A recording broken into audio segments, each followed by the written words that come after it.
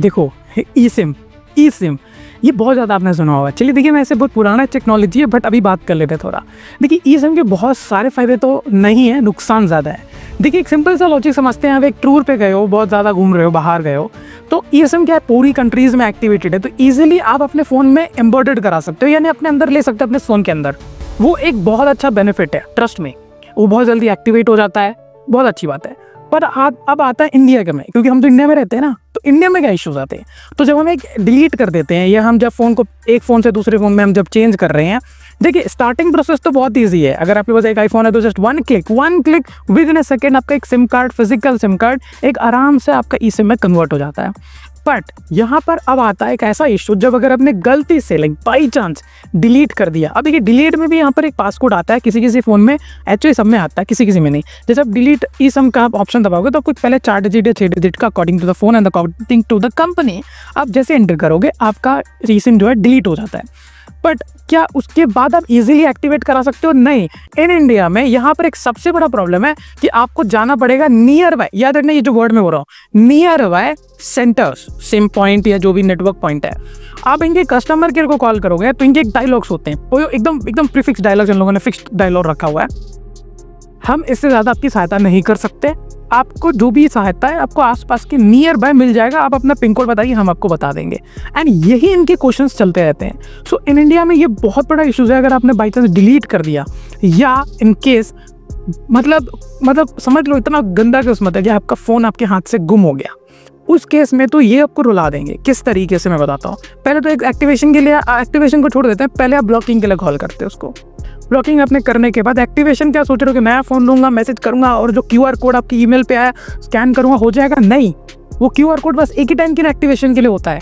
और आप अपने रजिस्टर ईमेल आईडी को मेल भी करोगे ना, जैसे जो माई जियो ऐप हो गया या माई एयरटेल ऐप हो गया, इन पर जो ईमेल आईडी जो रजिस्टर होता है जैसे आपने एक्टिवेट कराया हुआ ई सिम, तो उस पर अगर आप मेल भी करोगे कि हम लोगों ने ऐसा फ़ोन गुम कर दिया, हमें प्लीज़ नया ई सिम का QR कोड दे दो, नहीं देगा ये लोग नहीं देने वाले। और ये आप ही का सिम, आप ही का मोबाइल नंबर, आप ही का यूज़र, बट आपको इतना ये लोग शक के निगाह से देखते हैं ना कि भाई तुम इधर आओ, हमारे को बायोमेट्रिक दो। जब तक ये बायोमेट्रिक नहीं मिलता ना इनको, तो तब तक ये लोग आपको नहीं करेंगे। ई सिम आने से बहुत लोग का फ़ायदा होगा। किस तरीके का फ़ायदा होगा मैं बताता हूँ। मोबाइल्स में क्या होता है, जब ई सिम होता है एक बहुत बड़ा, जो पहले जो आते थे फिजिकल सिम, उसमें वो बहुत ज़्यादा जगह जो है कवर करता था। एंड उसकी वजह से जैसे वो रिमूव होगा तो और भी नए नए फीचर्स आ जाएंगे। यही आपको हर इंसान बताएगा, बट एक्चुअली में एक कॉस्ट कटिंग है।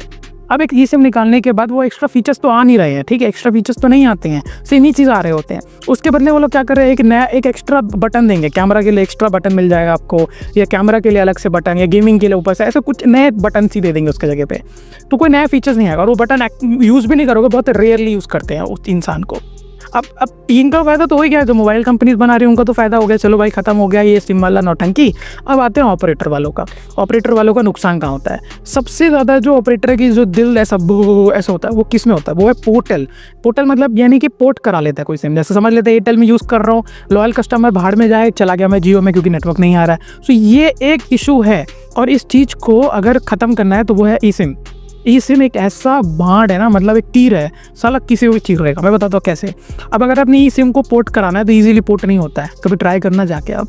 सो यहाँ पे ये ई सिम पोर्ट बहुत मुश्किल हो जाता है। दूसरा चीज़ इनका क्या है, सिम में बनाने में इनका पैसे वैसे बहुत लग जाते थे। अब कस्टमर का एक ही फ़ायदा है कि 3-4 साल में ना वो सिम के ऊपर का जो गोल्डन रहता था वो हट जाता था। सो वो एक हम जाके चेंज करना पड़ता था। वही हमारे एक फिजिकल सिम का प्रॉब्लम था, बाकी और कोई प्रॉब्लम नहीं था। अगर आप एक टूर पर जाते हो, घूमने जाते हो, तो वहाँ पर फिजिकल नहीं मिलता था, मैक्सिमम कंट्रीज़ में नहीं मिलता। फॉर एग्जाम्पल के तौर पे अभी देखिए, अब अगर हम कर ही रहे एयरटेल जियो को, तो T-Mobile करके है बाहर का है, उसके ई सिम्स बहुत सही काम करते हैं। अब मतलब एक्टिवेशन प्रोसेस की बात करें या अगर मोबाइल गुम भी हो गया तो बहुत इजीली वो घर पे आप ईमेल आईडी से तो एक्टिवेट करा सकते हो।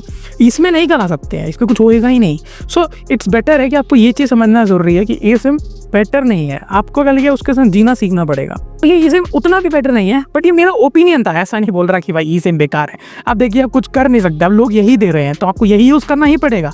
सो स्टिल आप ई सिम के बारे में क्या सोचते हो कमेंट सेक्शन में बता दीजिए। मैंने अपना एक्सपीरियंस शेयर किया भाई, मैंने अपना ओपिनियन शेयर किया, मैं किसी तरीके का वो नहीं बोल रहा, बट जस्ट माई ओपिनियन है। सो आप कमेंट डाउन में बता सकते हो आप अपना ओपिनियन। बाकी यहीं तक रखते हैं, छोटा सा वीडियो था, नहीं इससे मिलता है नए फ्रेश एपिसोड में, तब तक बाय।